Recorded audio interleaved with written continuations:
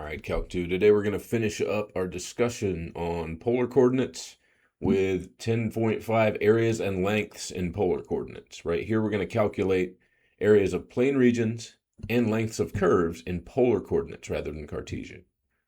Right, so first we'll talk about area in a plane. Right, when I look on the left, right, I see in my figure 10.32, that figure is bounded by the rays theta equals alpha and theta equals beta. Right, the furthest one right on the right here is said to be alpha, and the one on the left here is said to be beta, right? And the curve r equals f of theta, whatever that curve is, right? We approximate the region within non-overlapping fan-shaped circular sectors based on a partition P of angle TOS, with the points TOS on the right, on the left here, right? And this should be pretty familiar by now, right? We're constructing a Riemann sum, right? The typical sector has radius r sub k equals f of theta k, and central angle of radian measure delta theta k. Its area is delta theta k over 2 pi times the area of a circle of radius r sub k, or ak equals 1/2 r sub k squared times delta theta k equals 1/2 of f of theta k squared times delta theta k. And the area of region OTS is approximately the sum of all k from 1 to n of that AK that we just found, right, which is 1/2 times f of theta k squared times delta theta k. And if f is continuous, right, we expect the approximations to improve as the norm of the partition P goes to 0, just as we've done with every integral kind of theorem we've talked through so far, right, where the norm of P is the largest value of delta theta k. We're therefore led to the following formula for the region's area. Right, we get the integral of the area differential here, right? This is the area of the fan-shaped region between the origin and the curve r equals f of theta when theta is between alpha and beta, right? R is greater than or equal to 0, and beta minus alpha is less than or equal to 2 pi. Simply A equals the integral from alpha to beta of 1/2 r squared d theta. Right, this is the integral of the area differential, right? dA is 1/2 r squared d theta, right? We're integrating this thing. And in the area formula above, right, we assume that r greater than or equal to 0, right? And that the region does not sweep out an angle of more than 2 pi. And this allows us to avoid issues with negatively signed areas or with regions that overlap themselves. Right? More general regions we can handle by subdividing them into regions of this type if we must, right? So for example 1, we want to find the area of the region in the xy plane enclosed by the cardioid r equals 2 times 1 plus cosine theta.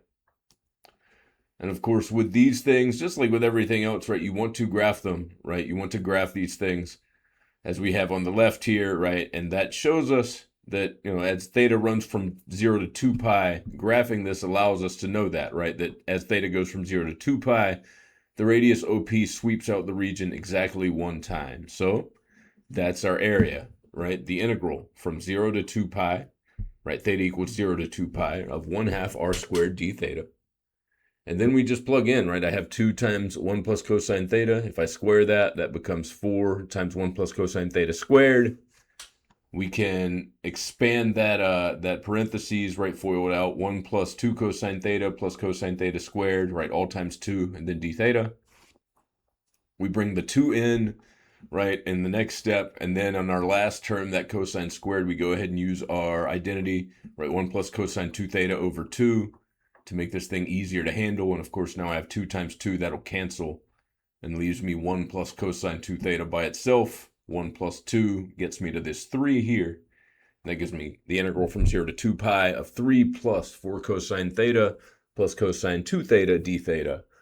And then we can integrate this fairly simply, right? 3 theta plus 4 sine theta plus sine 2 theta over 2 from 0 to 2 pi. That gives me 6 pi minus 0 equals 6 pi is the area here. Now, if I'm looking at a region like what I've got on the left here, right, this angle swept by these 2 rays, right, and what's in between them, and I've got 2 curves, right, that I'm trying to kind of bind, right, what's in between R1 and R2 here, right, if I do that, is similar to what we did, right, in Cartesian coordinates, right? We subtract the integral of 1/2 r1 squared d theta from the integral of 1/2 r2 squared d theta, right? So take the bigger one, subtract the smaller one from it, right? That's how we set these up. This leads us to the following formula, right? If we're trying to go with the area of the region where 0 is less than or equal to r1 theta, less than or equal to r, less than or equal to r2 theta, right? Basically the region between r1 and r2, right, theta, right, from alpha to beta. So that's A equals the integral from alpha to beta of 1/2 r2 squared minus r1 squared, right, d theta. So this is similar to what we did in Cartesian coordinates, right? We're just setting it up in a polar sort of system, right? So for number 2, we want to find the area of the region that lies inside the circle r equals 1 and outside the cardioid r equals 1 minus cosine theta. With these problems, graph them first because you want to have an idea of what's going on, right? When we sketch the region, we see what's going on here in figure 10.36 on the left, right? I've got a circle here, and I've got my cardioid on the left here. I want the area that's inside the circle but not in the cardioid, right?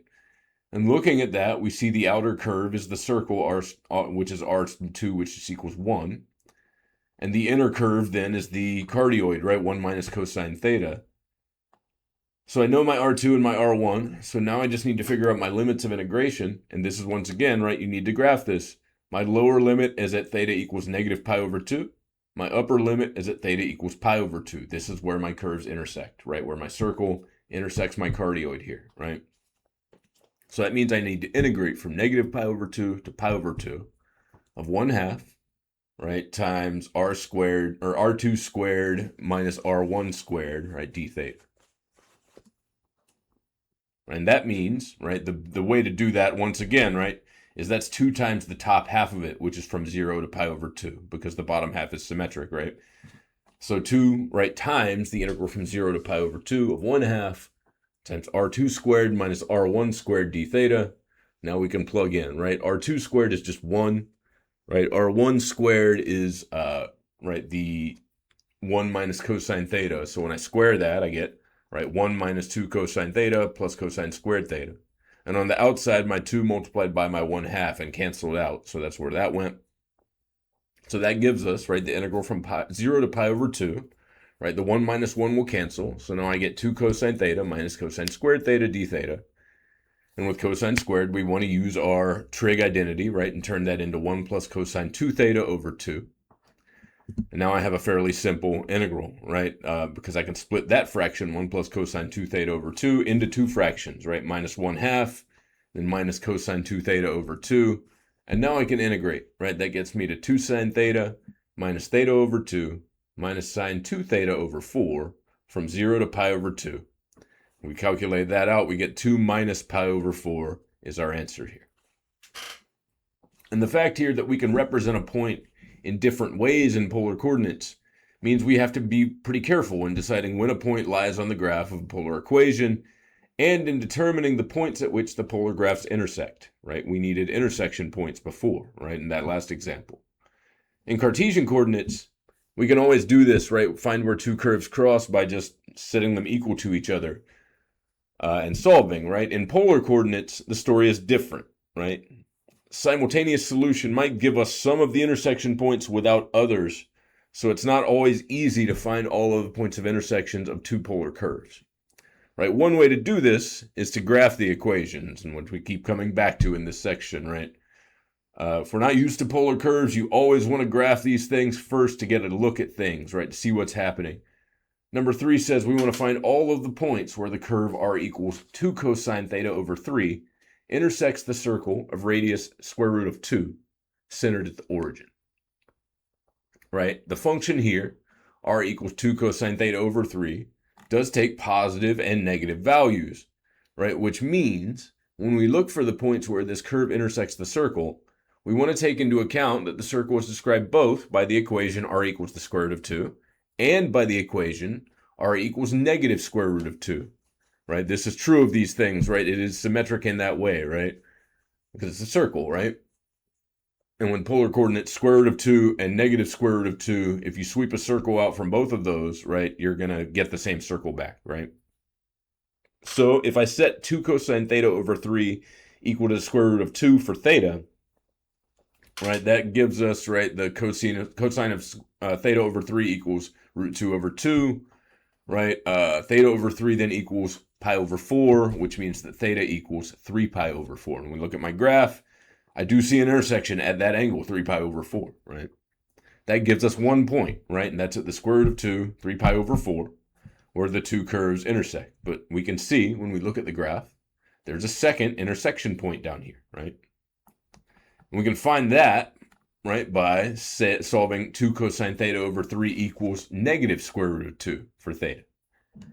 Right, that gives me, right, cosine of theta over 3 equals negative square root of 2 over 2, which means theta over 3 equals 3 pi over 4, which means theta equals 9 pi over 4.